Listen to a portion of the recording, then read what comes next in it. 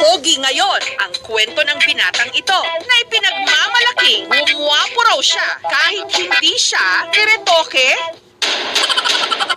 Tanda ko dati, sinasabihan ako ng mga kalaro ko, ang pangit mo, baluga, sama mong lalaki. Ang dami ko pang tagihawat dati. Tinis ko lahat yun. Pinangako ko sa sarili ko na babaguhin ko yung sarili ko. Kaya sinabi ko dati, magpapapogi na ako.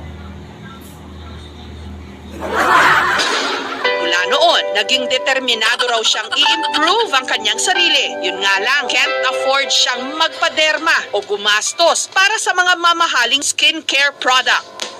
Ang sabon na kanyang ginagamit, kung ano na lang daw ang makita sa kanilang banyo. Dinalasan na rin daw niya ang paliligo at paghihilot at nag-gym. Matapos ang ilang taong pagpapapogi,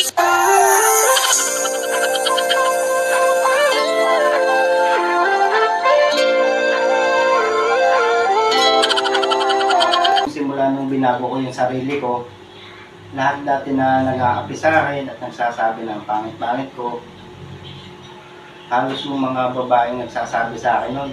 Ngayon, hinahabol na ako. Lalo nung pumupunta ako sa bayan ng Alitagtag.